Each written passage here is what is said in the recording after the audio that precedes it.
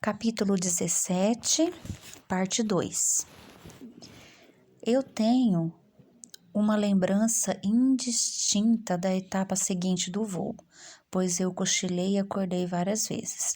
Ouvi vagamente os avisos da comissária de bordo, mas só acordei de verdade quando começamos a descer para pousar.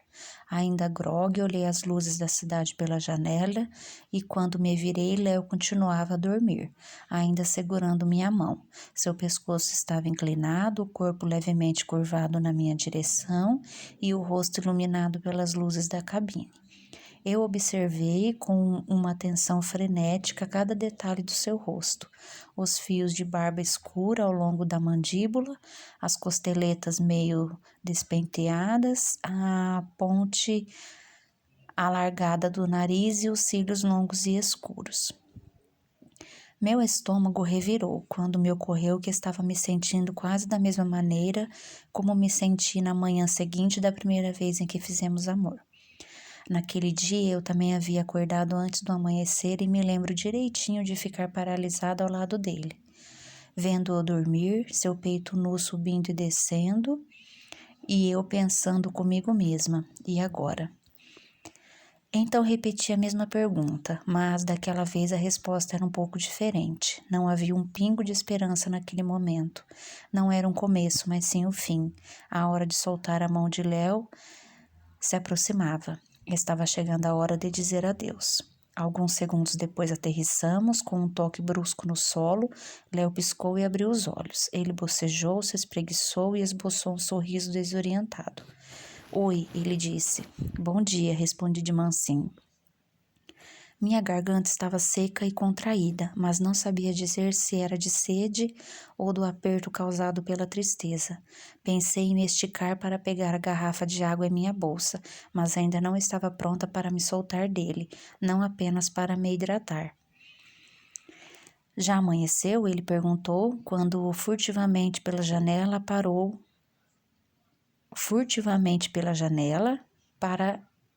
Olhando furtivamente pela janela para a pista escura.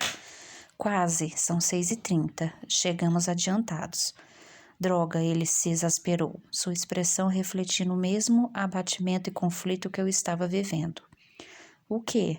Eu perguntei, esperando que ele desabafasse por nós dois, querendo que ele me dissesse que não queria acreditar que já tínhamos chegado a Nova York e que era a hora de tocar as nossas vidas em frente, cada um para seu lado.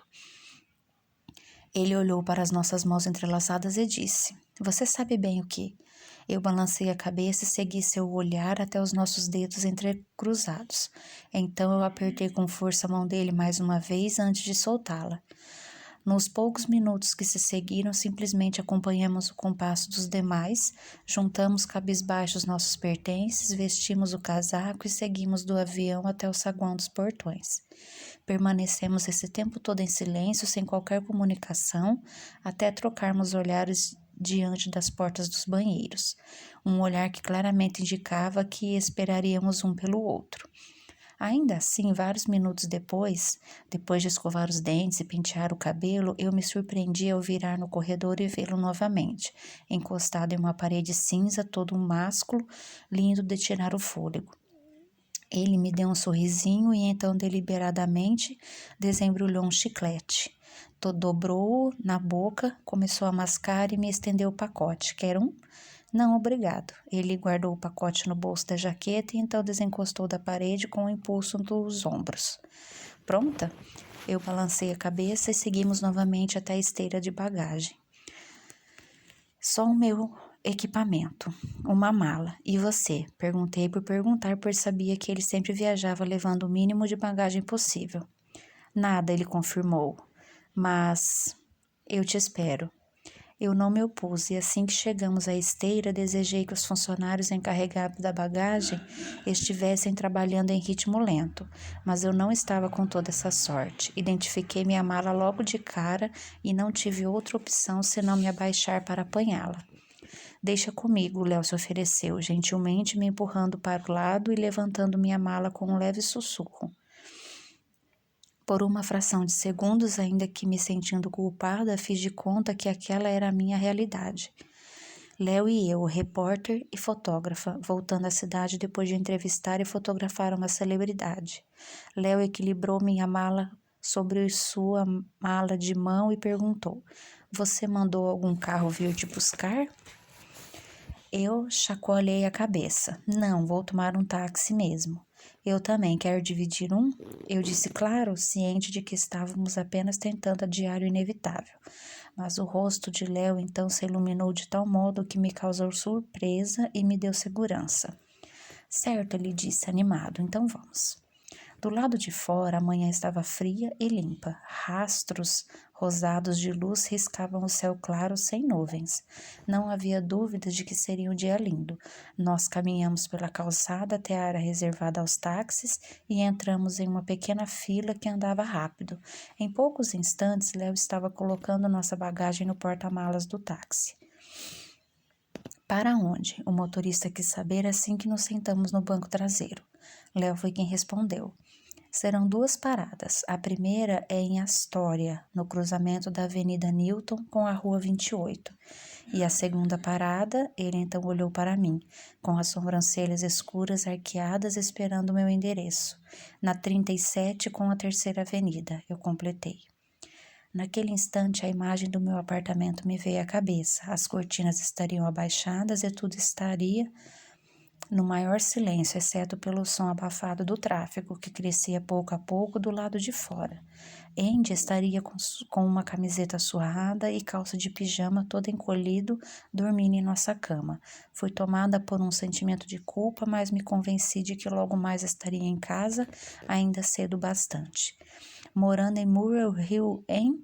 Léo perguntou em tom de aprovação. Na verdade, ele nunca tinha gostado do meu antigo endereço, em Upper East Side. Desaprovava as lojas, os restaurantes e muitas das pessoas que moravam lá. Nós gostamos muito de lá, eu contei. Tem pouco movimento e é muito bem localizado, central. Nós, eu pensei, meu marido e eu. Dava para perceber que o Léo também reparou que eu tinha falado nós, pois notei uma leve alteração em sua expressão, quando ele assentiu com a cabeça, quase em sinal de respeito. Ou talvez ele estivesse pensando sobre outra metade do seu próprio nós. Carol, que provavelmente devia estar na Avenida Newton naquele exato instante, vestindo sua melhor camisola, à espera dele.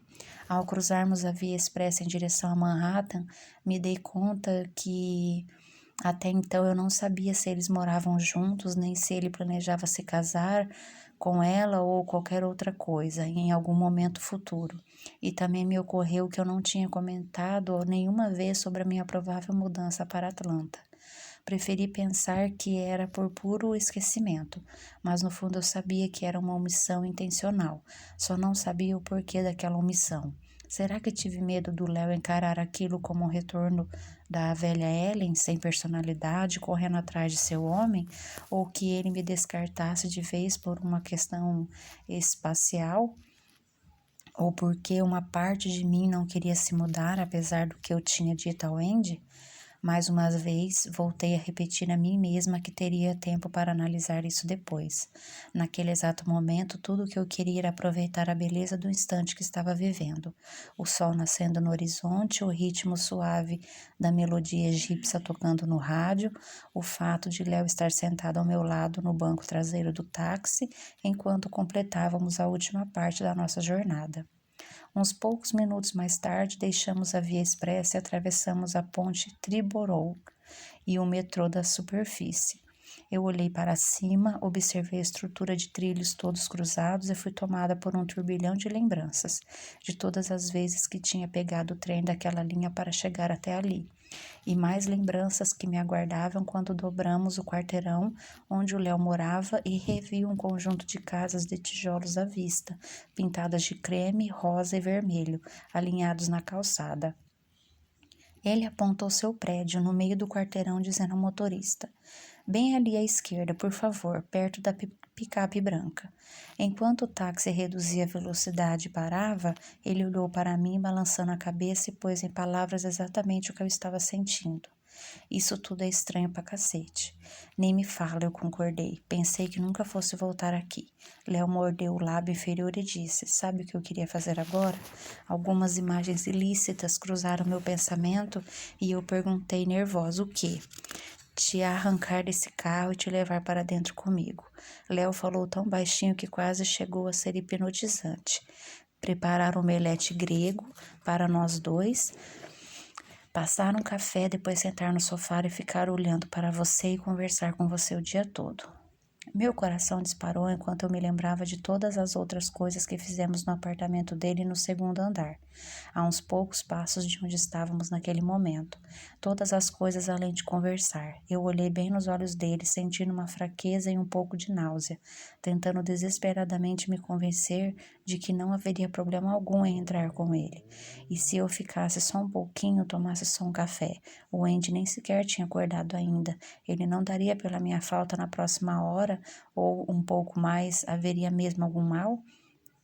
Eu limpei minha garganta, esfreguei minha mão na coxa e observei o taxímetro, que não parava de girar enquanto protelávamos. Por fim eu disse: então, esse é o seu desejo, hein?